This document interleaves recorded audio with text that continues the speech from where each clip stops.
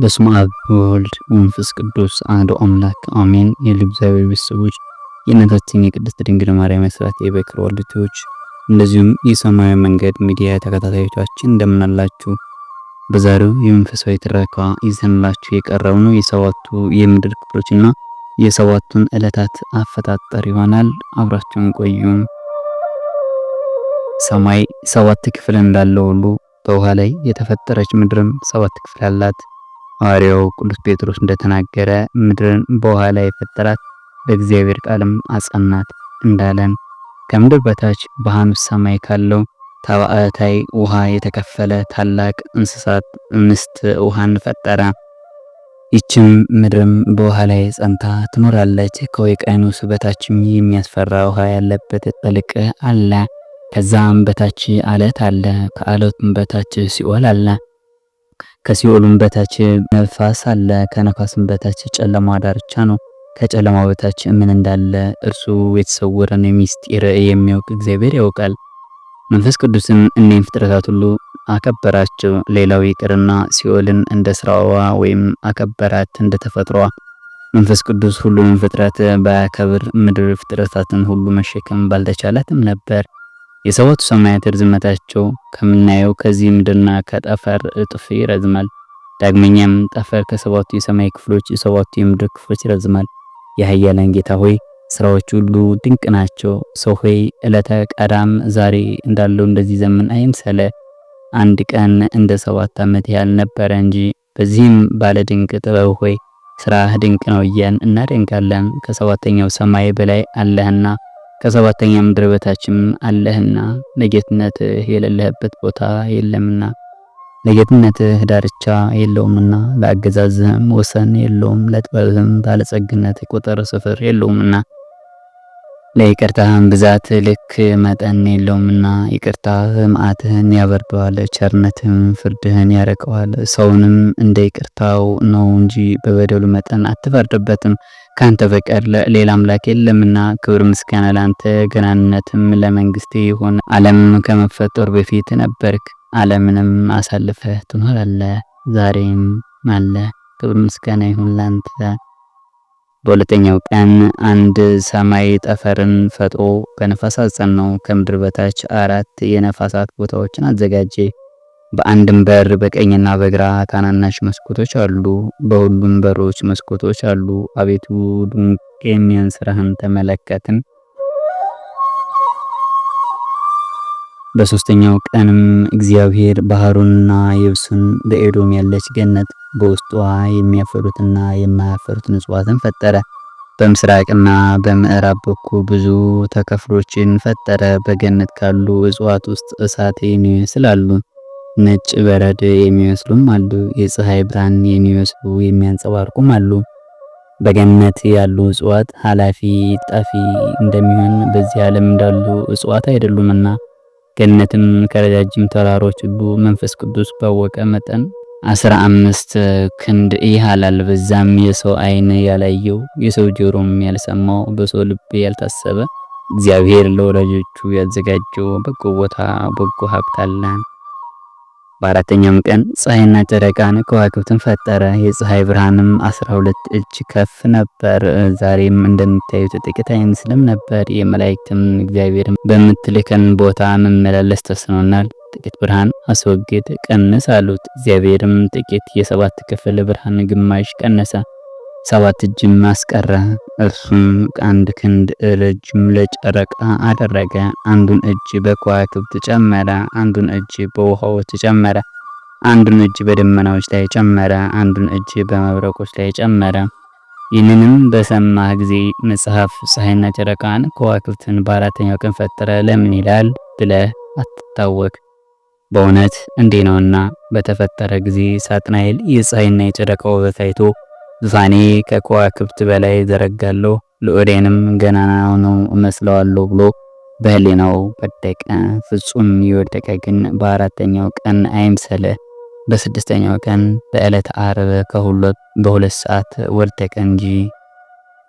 ያን ጊዜ በሰማይ ታላቅ ሰልፍ ሆነ። ቅዱስ ሚካኤል ለሰልፉ ተዘጋጀ። የሰማይ ኃይላት ተናወጹ። እግዚአብሔር ሁሉን የሚያይ ሲሆን እናይ ዘንድ ኑ አለ። ሳጥናኤል ከመላእክት ይልቅ በተፈጥሮ ኃይለኛ ነበር። ለመዋጋትም ተነሳ። ልዑልም ሚካኤልን ይወጋው ዘንድ አዘዘው። እርሱም እሺ ብሎ ተነሳ። ታላላቆች የጭፍሮችን ፈረሰኞች 12,000 ሆኑ። ባለጋሻዎችም 60,000 ናቸው። የእሳት ጠሮር የያዙ ፈረሶች 70,000 ናቸው። ጦረኞች 1,000 ሆኑ። በፈረሶች ላይ ያለም የዕንቁ ፈርጥ ያደረጉት 70,000 ናቸው። የእሳት ወንጭፍ የያዙት 70,000 የሆኑ የእሳት እሾህ የያዙ 80,000 የሆኑ ድንጋይ የሚወረውሩ 100,000 የሆኑ የእሳት ግምጃ የያዙ 100,000 1 ሚሊዮን የሆኑ የብርሃን መስቀል የያዙ 30,000 ሆኑ። የብርሃን መቅረዝ የያዙ 40,000 ያህላሉ። ይህ ድንቅ ሰልፍ በሰማይ ተደረገ። ሁሉም መላእክት እየደነፉ ይወጉት ዘንድ ጀመሩ። ሳጥናኤልም ድል ነሳቸው፣ እነርሱም ሸሹ። ሁለተኛ ተዋጉ፣ ድል ነሳቸው፣ እነርሱም ሸሹ። በሶስተኛው ጊዜ እግዚአብሔር ለቅዱስ ሚካኤል በውስጡ በስመ አብ ወወልድ ወመንፈስ ቅዱስ የሚል ስም የተጻፈበት የብርሃን መስቀል ሰጠው። ሳጥናኤልም ያንን ጽሑፍ ባየ ጊዜ ፈጽሞ ወደቀ። ቅዱስ ሚካኤልም ድል ነሳው። ሳጥናኤልና እርሱ ጋር የተባበሩ ሰራዊት ሁሉ ሸሹ። የሳጥናኤል ተፈጥሮ እንዲህ ነው።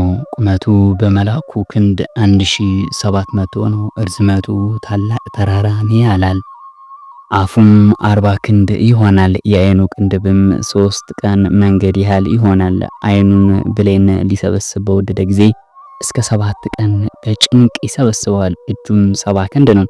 እግሩም 170 ክንድ ነው። ፊቱም የአንድ ቀን መንገድ ያህል ይሆናል። አካሉም ገላውም 100 ክንድ ነው። ለመላእክት አካል ገላ እንዳላቸው እንዴት እናውቃለን ብትለኝ፣ ነብዩ ሕዝቅኤል በሁለት ክንፎቻቸው ፊታቸውን ይጋርዳሉ፣ በሁለት ክንፎቻቸው እግራቸውን ይጋርዳሉ፣ በሁለት ክንፎቻቸው ወይም ገላቸው አካላቸውን ይጋርዳሉ እንዳለን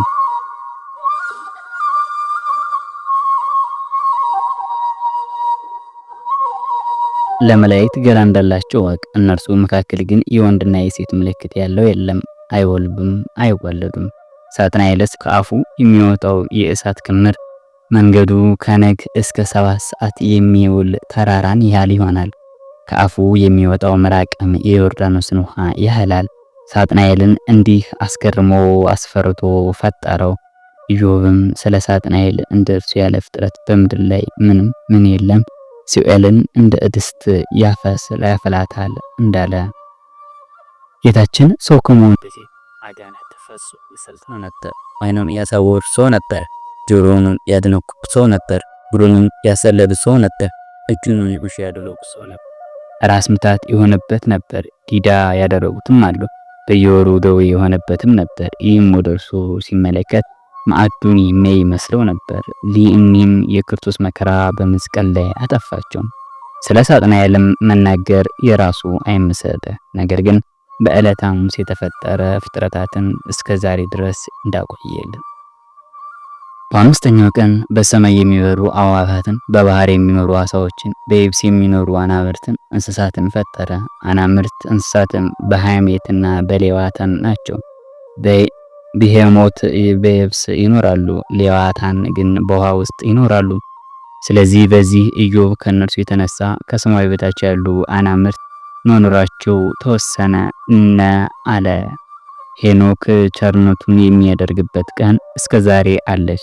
የፍርድ ቀን አለች። ይቅር ባይ ከመዓት የራቀ ጌታም አለ። ሁለቱም ታላላቅ አናብርት ይለያሉ፣ ከደመነፍሳቸውም ይለያሉ።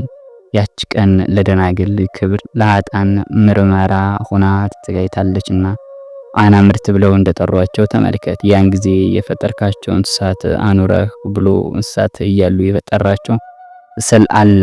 ኦሪትም እግዚአብሔርን ባህር እንስሳት አዕዋፋትን ታወጣለህ እንደክላለችና ድንቅ ነገርም እነግር ዘንድ ስማ። ከአዕዋፍ ወገን ስራቸው ዜናቸው የሆኑ አሉ። ጸንሰው ሲወልዱ ስራቸውን ለመስማት የሚያስደንቁ አዕዋፋት አሉ። ከነዚህም አንዷን የአዕዋፍ ዝርያ እናያለን። ተፈጥሮዋ ከአዕዋፍ ልዩ ነው። ከሰማይ በታች እነርሱን የሚመስል የለም። መኖሪያቸው በገነት አጠገብ ነው። እኒህም አዕዋፍ ከተፈጠሩ ጀምሮ ሁሉም ሴቶች ብቻ ናቸው እንጂ ከእነርሱ ወገን ወንድ የለም። በተወለዱ በስድስተኛው ወር ወይም ሰማይ ከፍታ ይወጣሉ። ወደ ሰማይ መውጣታቸው በሶስት ወራታቸው ነው። ይህም በመጀመሪያው ወር፣ በሶስተኛው ወር፣ በስድስተኛው ወር ነው። እነዚህ አዕዋፍ ጽንሳቸው በሶስት ወራት ነው። ምን ይጸንሳሉ ቢሉ በብርሃን ፀሐይ ይጸንሳሉ። ስለ ጽንሳቸው ድንቅ ነገርን ሰማን። ከነዚህ አዕዋፍ አንዲቱ በብርሃን ጸዳል በጸነሰች ጊዜ ወደ ጥልቁ ባህር ገብታ 7 ወር ከኖረች በኋላ በስምንተኛው ወር እኩሌታ ትወልዳለች። ስትወልድም አስቀድማ በግራ ጎን ያሉ አዕዋፍን ታስገኛለች። በሆዷ 2 አይነት ፍጥረትን ታጸንሳለች። በቀኝ ጎኗ ድንቅ የሆነ የከበረ ባህሪ የሚባል እንቁም ትጸንሳለች። በግራ ጎኗ ደግሞ ወፍ ትጸንሳለች። የዚችም ወፍ ስሟ ከርቤዲንል ይባላል። የወፏ ስም ከርቤዲንል ማለትም አዕዋፍ ወገን ተለይታ የነጻች ማለት ነው። በምትወለድበት ሰዓት አስቀድማ በግራ ጎኗ ያሉ አዕዋፍን ታስገኛለች። መጀመሪያ በምትወልድ ጊዜ 5 አዕዋፍን ታስገኛለች። በሁለተኛው 3 አዕዋፍን ታስገኛለች። በሶስተኛው 39 አዕዋፍን ታስገኛለች። ዳግመኛ በቀኝ ጎኗ እንቁ ማስገኘት ትጀምራለች። በመጀመሪያ 12 እንቁ ታስገኛለች። በሁለተኛ 7 እንቁ ታስገኛለች። በሶስተኛ 1 ያማረ እንቁ ታስገኛለች። በዚህም ጥበበኛ የሆነ የወልደ እግዚአብሔር ስራው ድንቅ ነው ብላ ታስደንቃለች። የእንቁን ብርሃን አይቶ ታላቅ አሳ ይመጣል፣ እንቁን ይውጠዋል። በየብስ የሚኖሩ አራዊትን ሊበላ በሌሊት ከባህር ይወጣል። በግራ ጎኑ የተገኙ አዕዋፍ ግን በባህር ውስጥ 40 መዓልት 40 ሌሊት ከተቀመጡ በኋላ በሌሊት ከባህር ወጥተው ክንፍ አውጥተው ይበራሉ። ይህም በ40 ቀን ክንፍ ማውጣታቸው ድንቅ ነው። እንቁን የዋጠው አሳ ግን ነጋዴያን ሰዎች አሳውን ገለው በሆዱ ውስጥ ያለውን እንቁ አውጥተው ይወስዱታል። ይህም ነገር እውነት ይሆን ዘንድ በምስራቅ ሀገር የሚኖሩ ጥበብ ባላቸው ሰዎች ዘንድ ይነገራል። ንጽሕት የምትሆን ይህች ወፍ በወልድ ትተረጎማለች። ንቦች ግን ንግስታቸው በጮኸች ጊዜ በአንድ ጊዜ ይጸንሳሉ። ይህንም ስራ የታመነ ነው ብለን እናደንቃለን። ይህ ወፍ ጽንሱ በፀሐይ ብርሃን ነው። ፀሐይም በጠፈር የሚኖር ነው። ከወፍ የተወለደው እንቁ የተባለው የሃይማኖት ሰዎች ናቸው። የተወለዱ 12 እንቁ 12 ሐዋርያት ናቸው። 70 ያላቸው 70 አርዲት ናቸው። አንድ እንቁ የተባለ አንድ ሃይማኖት ነው። አሳ የተባለ ይህ ዓለም አስተውሉ ተወዳጆች ሆይ 5 አዕዋፋት 5ቱ የሙሴ መጻሕፍት ናቸው። 3 የተባሉ 3 መጻሕፍቶች ናቸው። እነዚህም መጽሐፈ ኢያሱ፣ መጽሐፈ መሳፍንት፣ መጽሐፈ ሩት ናቸው። 39 የተባሉት መጻሕፍተ ነቢያት ናቸው።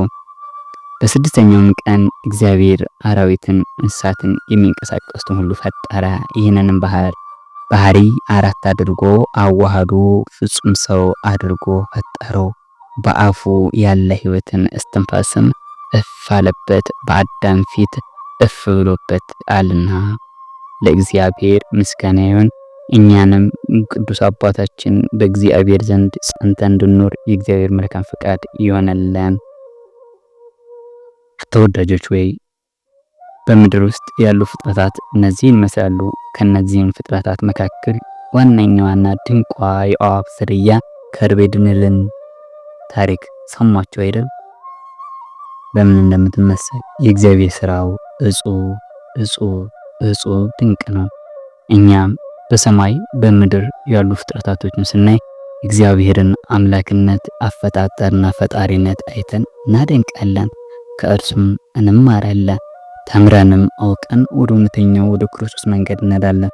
ታዲያ እውነተኛው የክርስቶስ መንገድ ለማግኘት ሰማያዊ መንገድ ሚዲያን ተከታታዮች እንድትሆኑና ሰብስክራይብ፣ ላይክ፣ ሼር፣ ኮሜንት እንድታደርጉ ከወዲሁ የዘወትር መልእክታችንን እናስተላልፋለን። የዶር እግዚአብሔር ቤተሰቦች የእናታችን የቅድስት ድንግል ማርያም አስራት የበኩራት ልጆች በያላችሁበት ሰላም እግዚአብሔር ከሁላችሁ ጋር ይኑር ይቆየን። አሜን። ወስብሐት ለእግዚአብሔር ወለወላዲቱ ድንግል ወለመስቀሉ ክቡር አሜን። ስብሐት ለአብ ስብሐት ለወልድ ስብሐት ለመንፈስ ቅዱስ ለዓለም ወለዓለመ ዓለም።